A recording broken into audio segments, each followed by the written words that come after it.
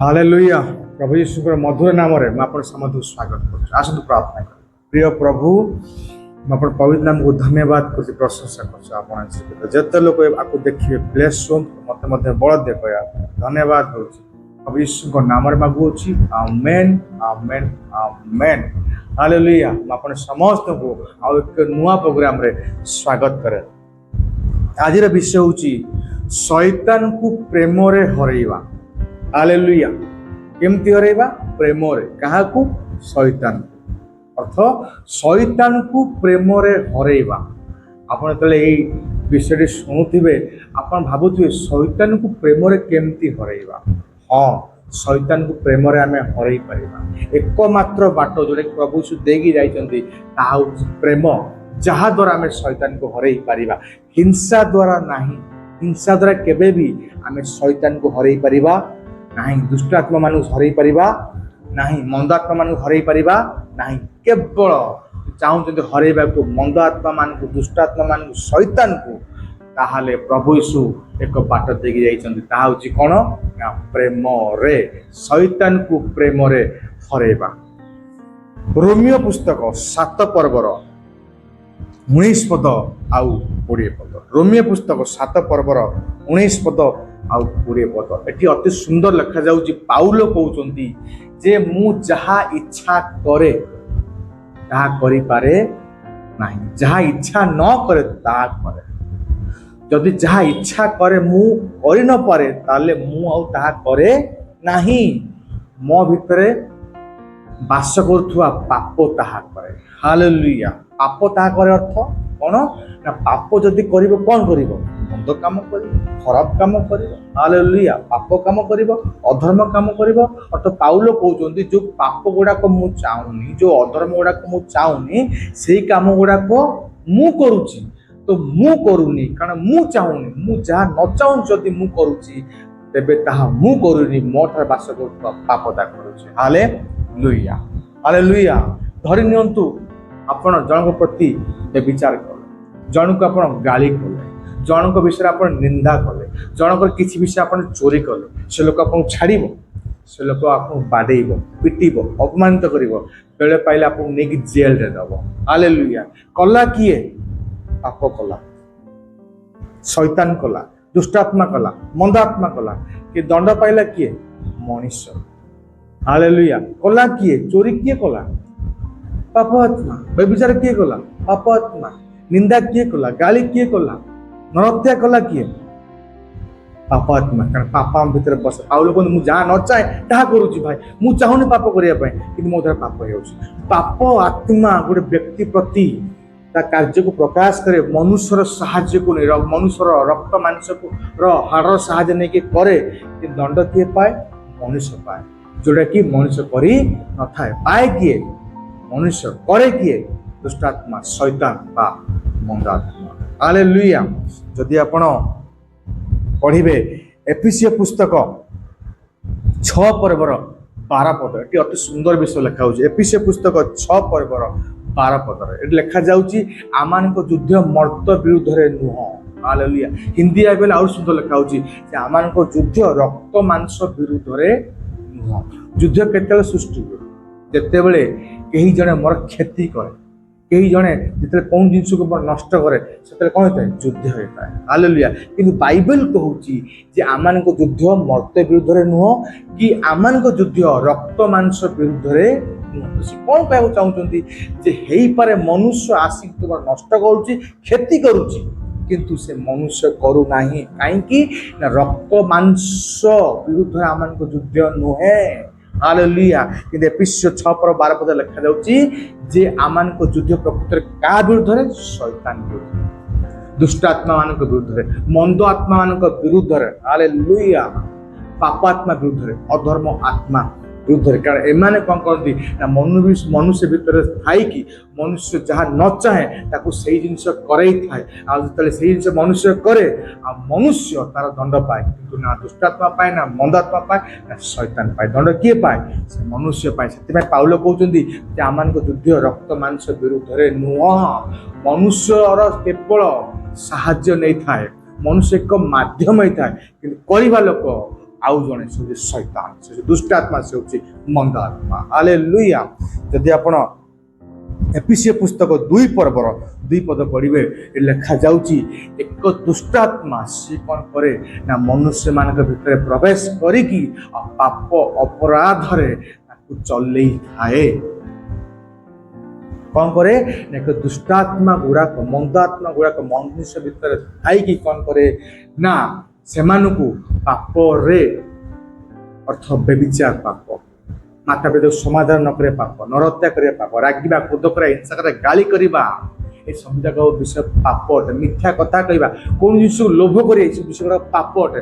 लेखा होची एक आत्मा एक दुष्टात्मा गुड़ाक कौन करेंगे ना मनुष्य भीतर पशिकी कौन करछंती पाप रे चलांती अधर्म रे चलांती। जदि दुष्टात्मा पापात्मा शैतान सब जगह कर्म करे तो दंड कहीं मनुष्य को मिले दंड कहीं रक्त मांसर विश्व गुड़ा को मिले पर तो पापात्मा दुष्टात्मा मंदात्मा शैतान आत्मा कहीं से न मिले। आसुन आम जाना प्रकृत जे दोषी प्रकृत जे मनुष्यर साहाय्य नहीं मनुष्य माध्यम नहीं के जगत को नष्ट करुच्ची आउ अपर पाखे मनुष्य भावुची यही मनुष्य कला आ परस्पर लड़े कि मरती। हालेलुया। परस्पर क्षताक्त हुए परस्पर दुख रे भर जाते शत्रुता भितर जात हुए। तो प्रकृत जे यही काम करे थाए जे नाट लगे थाए ताकू आम केमती दंड दे पारिबा। आ बाइबल रे प्रभु यीशु अति सुंदर भाव से विषय को प्रकाश कर खाली प्रकाश करना कर्म देखी जाइछंती।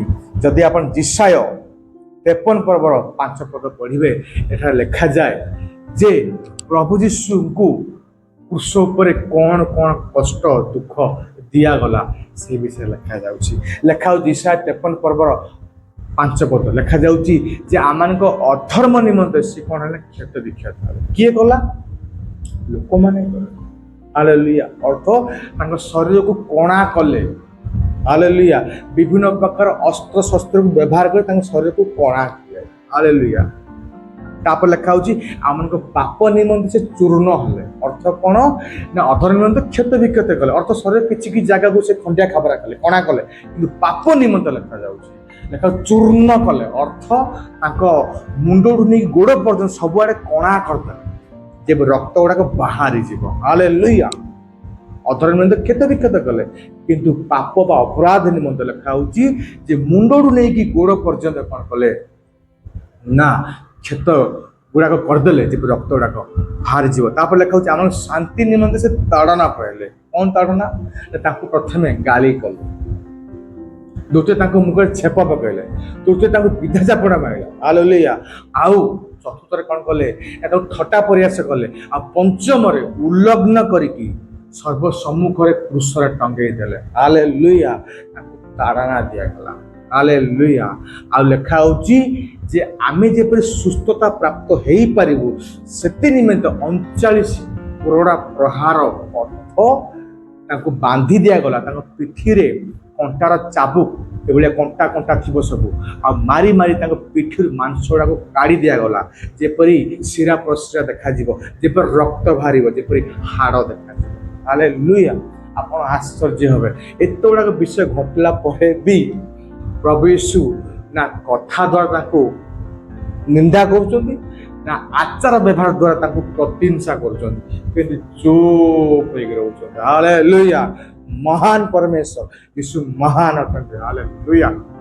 यीशु महान अटंती। एते कष्ट दुख सहिला परे भी चुप होइक अछन। काहे चुप होइक अछन काहे निंदा करना जो लोक मारुचंती जो लोक मारुचंती काहे प्रशंसा करना काहे लड़ुना प्रभु यीशु जानिचंती जे ए लोक माने करुना एमानक भितर थिबा दुष्ट आत्मा शैतान आत्मा मंद आत्मा जे शैतान पसिकी ए कार्य करूछ। हालेलुया। जदि एमानक निंदा करिबी ताला मनुष्य पाए जदि एमानक मु बाड़ेबी पिटिबी गाली करिबी प्रशंसा करिबी हिंसा करिबी ताहले एमान शैतान प्रति न करिकी ए लोक मान प्रति करिबे सेति पय से चुप। हालेलुया। एठी जदि आमे काहा को आड़ा के देखि दउछ ताले से ओले की बाड़े आपने पळे आउछ कि प्रभु यीशु को गाली करा गला छेप पका चापुड़ा मरा गला। ହାତ ଗୋଡ଼ କଣା କରି ଦିଆଗଲା, ମୁଣ୍ଡରୁ ଗୋଡ଼ ପର୍ଯ୍ୟନ୍ତ କୌଣସି ଜାଗା ଏମିତି ନଥିଲା ଜାଗାରେ କଣା ହେଇଯାଇଥିଲା। କିନ୍ତୁ ଏତେ ଗୁଡ଼ା ହେଲା ପରେ ବି ଚୁପ୍ ହେଇଗଲା, ଏତେ ଗୁଡ଼ା ବିଷୟ ହେଲା ପରେ ବି ଚୁପ୍ ହେଇକି ରହିଲେ। ଆଉ ଚୁପ୍ ହେଇକି ରହିକି ଗୋଟାଏ କଥା ସେ କହୁଛନ୍ତି କ'ଣ? ଲୋକଲିଖିତ ସୁସମାଚାର 23 ପର୍ବ 34 ପଦ ଲେଖାଯାଉଛି, ବଢିଆ କହୁଛନ୍ତି ହେ ପିତା, hallelujah, my god I worship you। କହୁଛନ୍ତି ହେ ପିତା, ଏମାନଙ୍କୁ କ୍ଷମା କର, କାରଣ ଏମାନେ କ'ଣ କରୁଛନ୍ତି ଜାଣନ୍ତି ନାହିଁ। ହାଲେଲୁୟା। ହଁ, ପ୍ରକୃତ ଲୋକ ଜାଣନ୍ତି ନାହିଁ। ପାଉଲ ସେଥିପାଇଁ ତ କହିଲେ, ଭାଇ ମୁଁ ଯାହା ନ ଚାହୁଁଛି ତାହା ହିଁ କରୁଛି, ତ ମୁଁ କରୁନି। Hallelujah, hallelujah.